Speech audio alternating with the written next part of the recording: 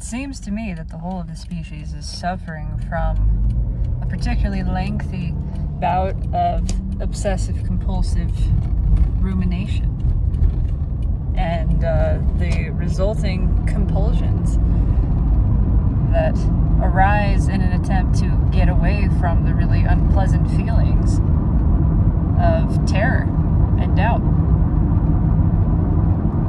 I say this as a person who has been diagnosed with severe obsessive-compulsive disorder. So I do feel I have some credibility, some ethos in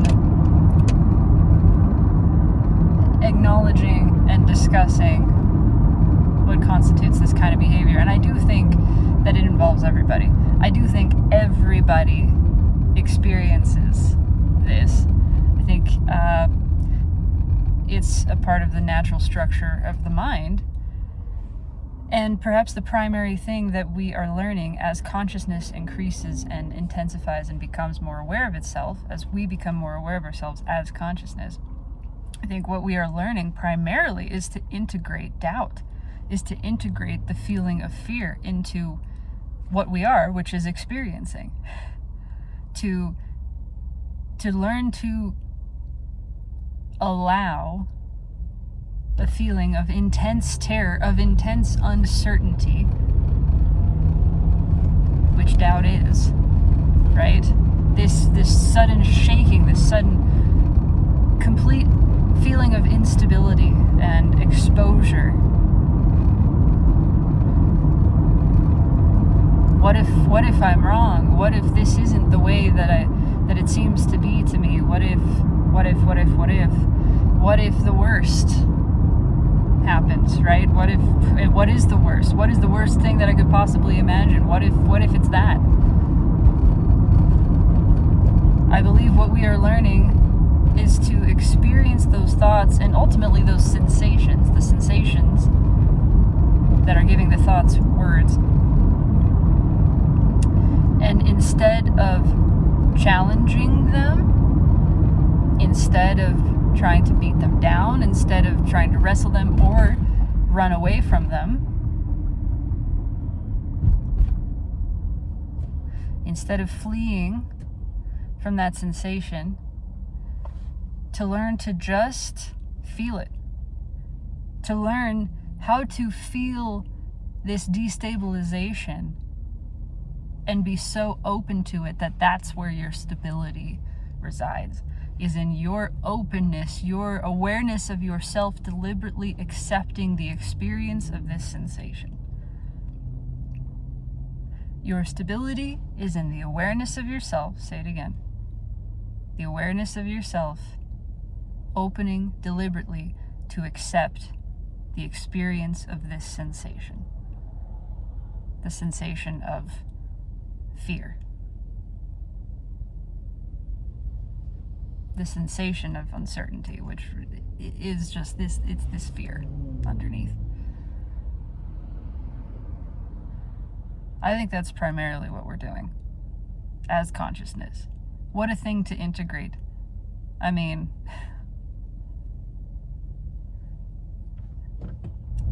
what a tremendous sensation in the first place. And we know that physiologically fear and excitement, right, are not different. They're not different.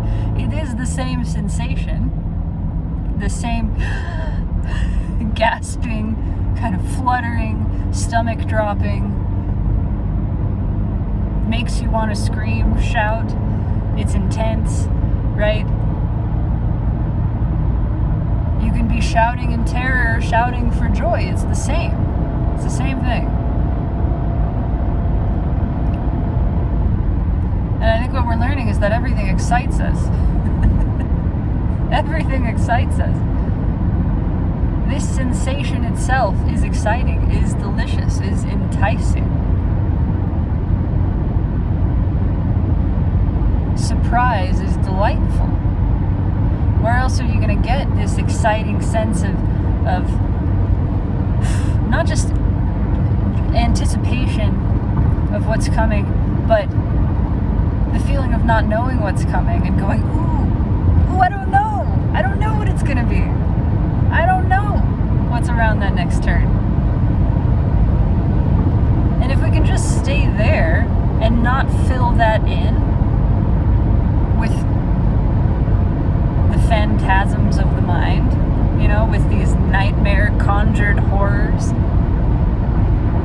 just don't fill it in,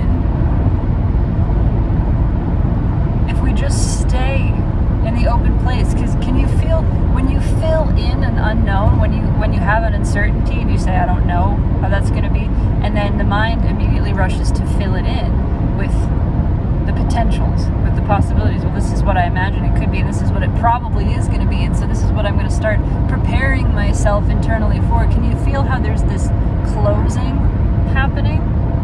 That you're just the mind picking this path and saying this is what it is, and it's going to be this way, and it's probably this, or it could be that, and I'm gonna just prepare myself for any possibility that I can imagine. It's this mental preparation. That's why it's trying to come up with all of the scenarios, and the preparation is just this. It's this closing. It's a clothing. It's interesting that those words are so close together in the English language. Closing and clothing. It's a covering, a concealing, a covering up. I feel vulnerable in this unknown, so I'm going to come up with as many potential knowns as I can, and I'm going to put them on like articles of clothing. I'm going to shield myself from the feeling of not knowing. Ultimately, that's what I'm doing. I am shielding myself from the intense, vulnerable sensation that is the feeling of not knowing. But if I just stop doing that, if I just, as soon as I notice that it's happening, walk myself back to the sensation that I'm trying to cover up.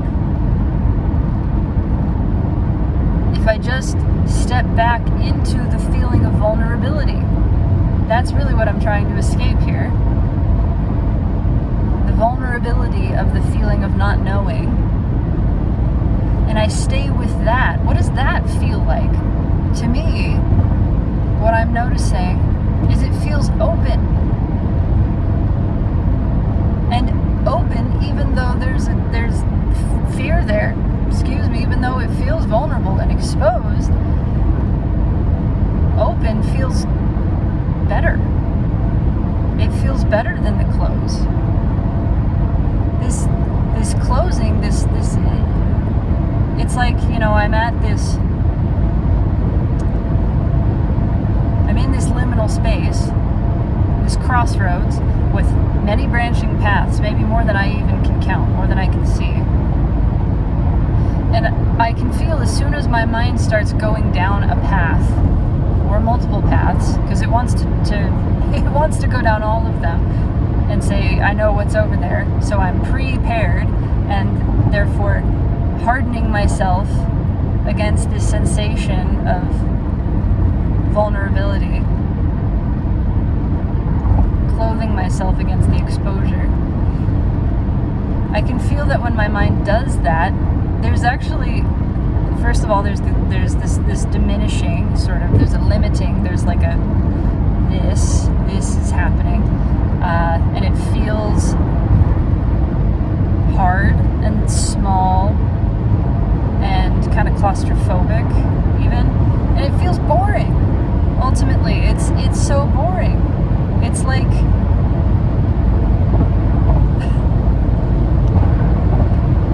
there's nothing over there. I really don't know how to put this into words. It feels like throwing a rock down a dark hallway and hitting the end, hitting another wall over there and going, yeah, that doesn't go anywhere. That is a dead end. That is truly 100% a dead end. And of course, that's what the mind wants. Only a dead end can be known. Only a dead end can be predicted. So it's like creating all of these dead ends. There's nowhere to go there. It's boring, it's dry, it's dead. If anything ever were dead, that would be it.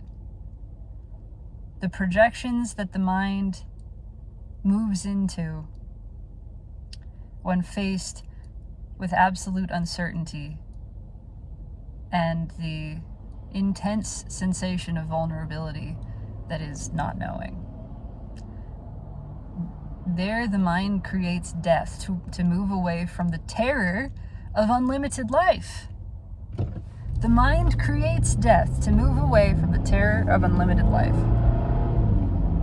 which is the truth, which is the reality, ultimately.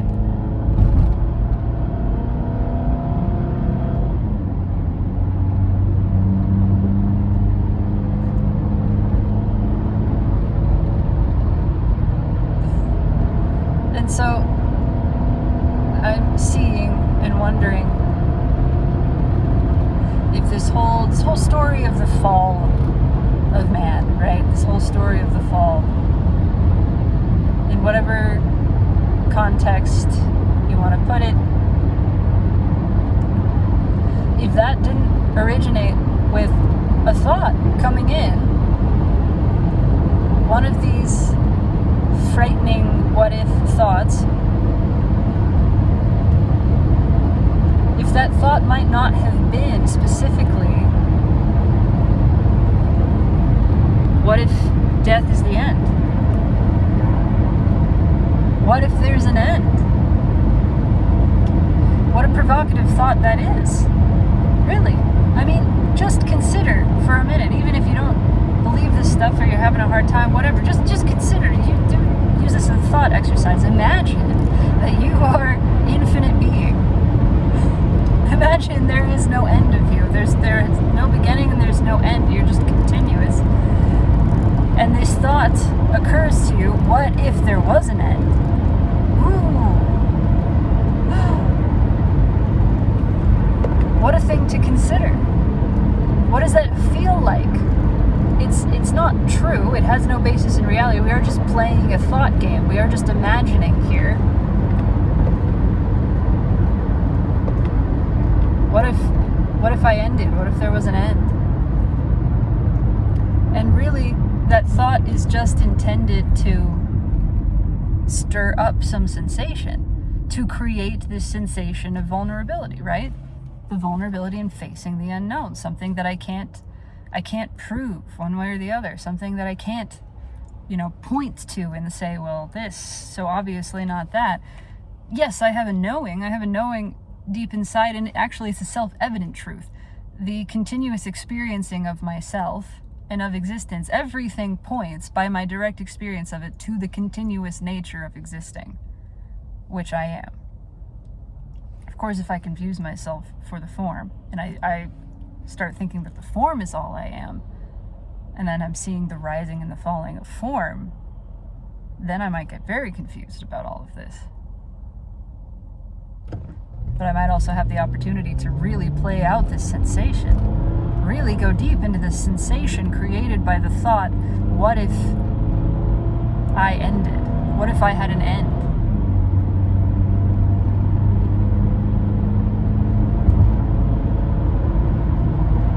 It's a big what if. It's a big story to be telling, just to be experiencing the sensation of that.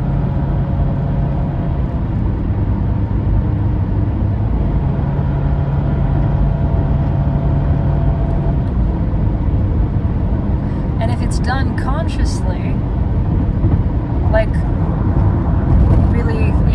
really fun acting, really fun role playing, done consciously with the awareness that we are pretending. We're playing pretend here.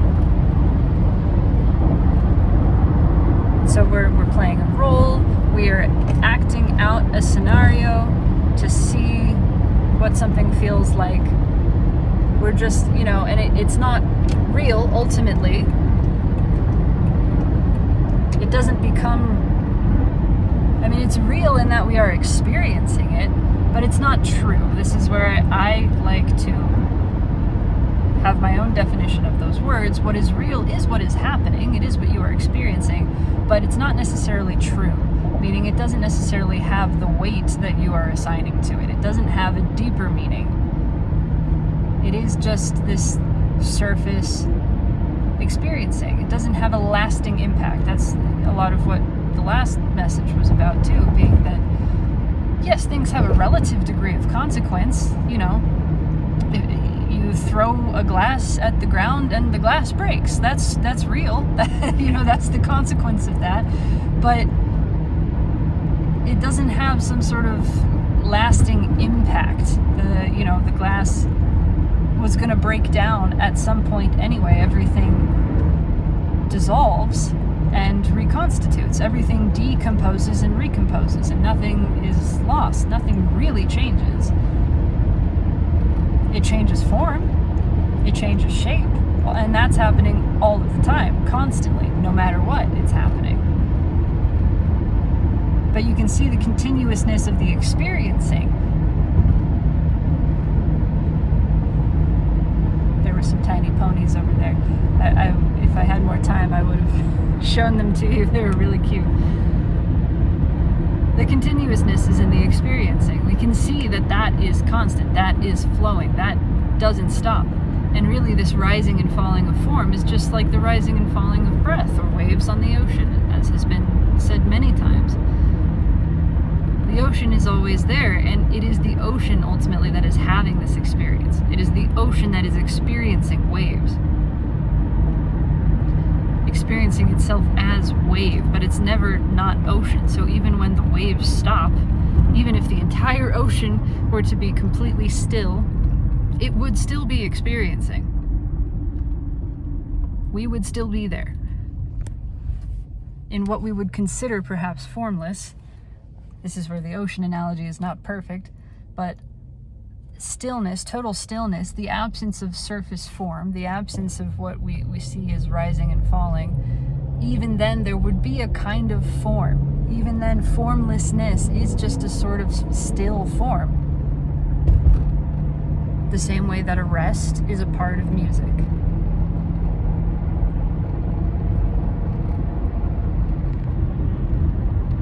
Anyway, I feel like this thought came in that was, what if death was the end?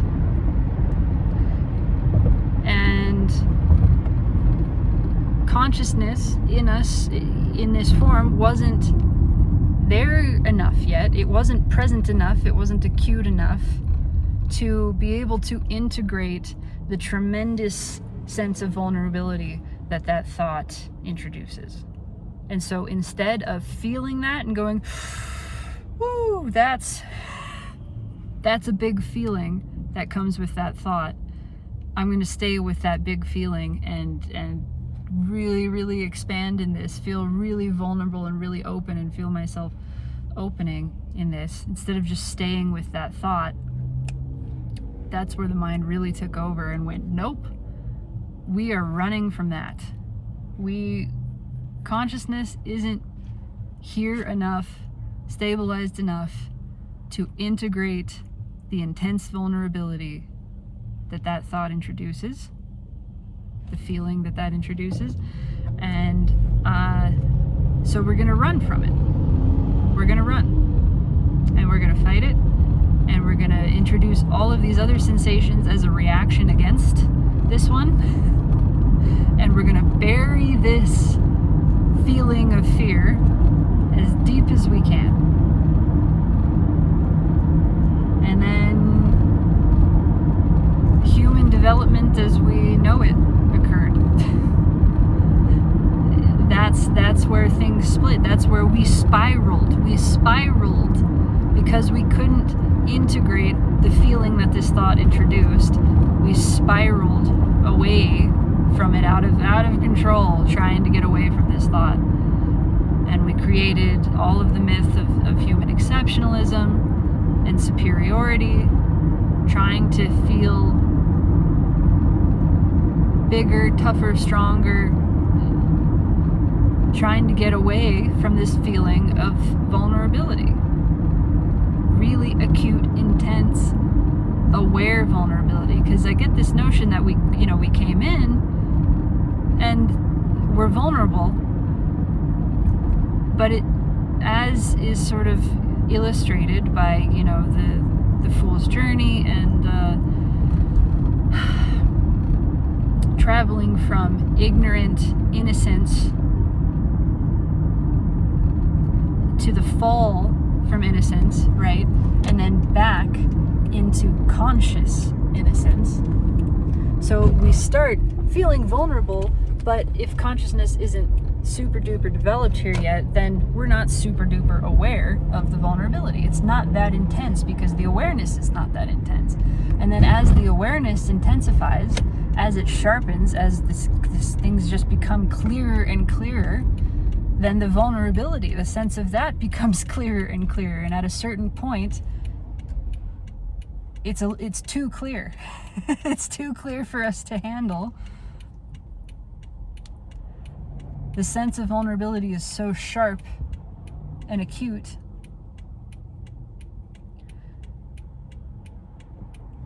that it kind of throws us for a loop.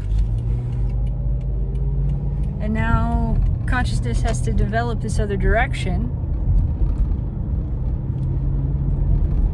to regain a sense of stability so it can then come back to this original thought that knocked the wind out of us. Say, okay, this is it. This was the wound. This intense feeling touched me. And I've been trying for millennia to get away from that touching. And now it's the time for me to come back and let it happen. To let myself feel this.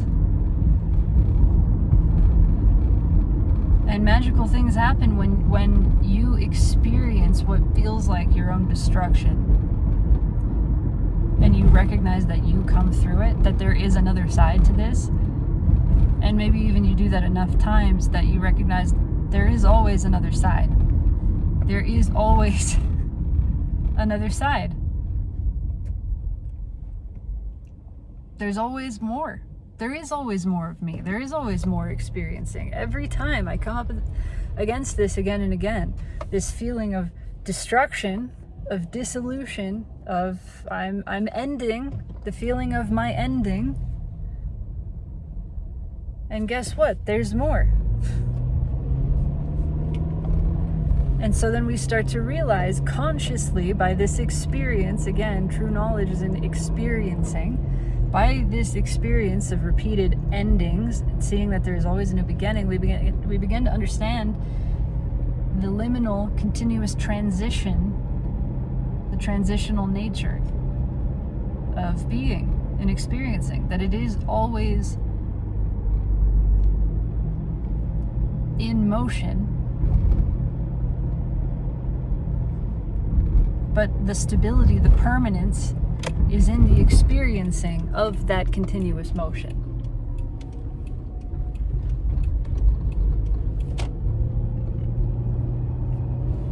And we begin to recognize the power and the perfection of our nakedness, of the feeling of nakedness, the feeling of exposure. And of course, consciousness coming online to itself, to the nature of itself, when itself is this continuously open space, right?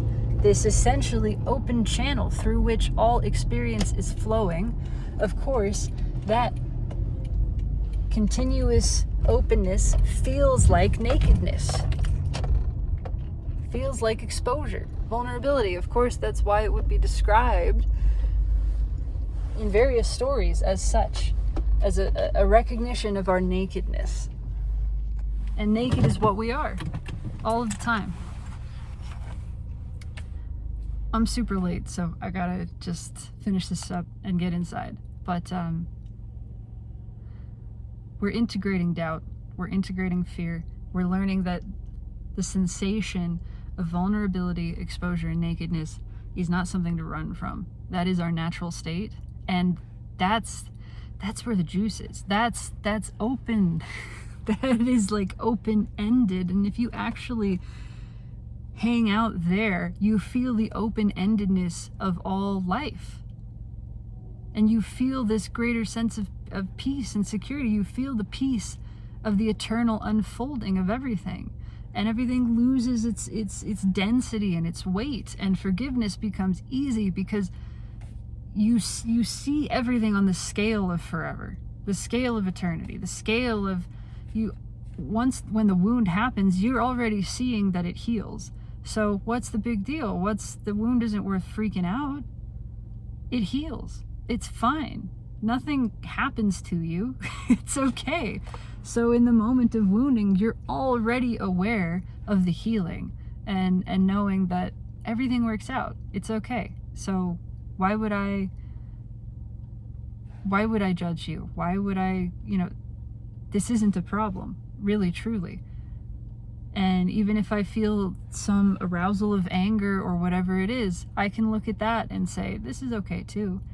It's not your fault. I'm not, going to take this out on you. But whatever is here in this moment is okay. Your relationship to the present moment significantly changes to one of total acceptance. Because of course you would accept it, because everything is fine, because everything is working out, because everything happening right now is good and none of it is going to harm you. You see that whatever comes, it's okay because it keeps coming. Nothing destroys you. Nothing, depletes you. You don't need to know anymore what's coming because it's okay. It's good. You're safe in it. So then you can get really excited and curious and happy about not knowing what it is. What a great thing it is to not know what is coming. Already you can accept it. So it's okay. It's good, man. Your stability is never in question. Your well-being is never in question. Your satisfaction is never in question. Because it doesn't come from the conditions, the way of being. It comes from your being in it. Your satisfaction comes from your being in what is. And you are always in what is. You always are. That is persistent. That is permanent. So your satisfaction stays. And you are satisfied either never, not at all, if you're following the mind, or all the time. Right now, which is perpetual. You're satisfied.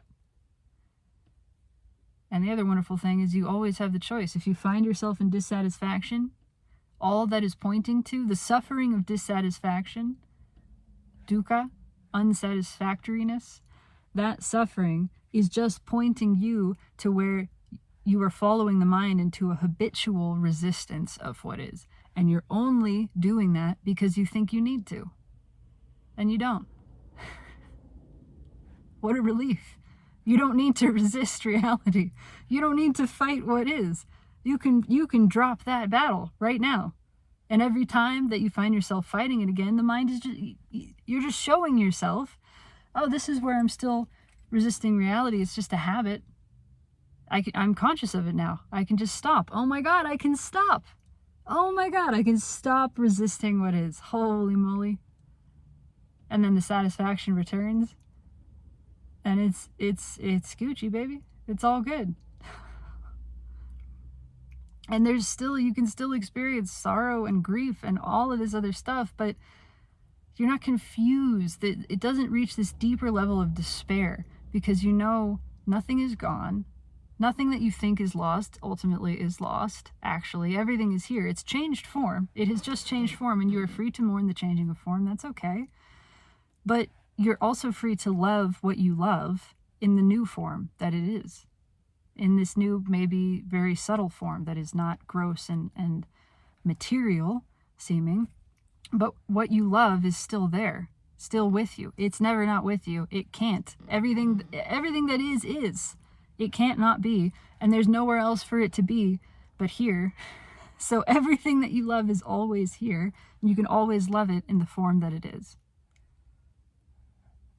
So loving is always available to you. The satisfaction of being and sharing experience with that which you love is always here.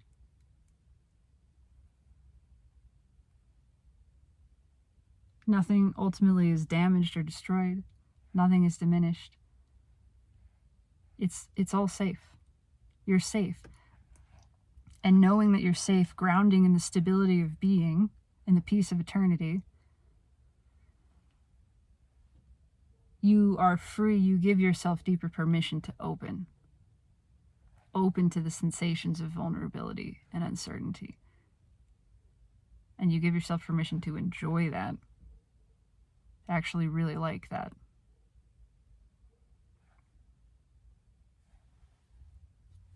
Anyway, I gotta go. I love you. Take it easy.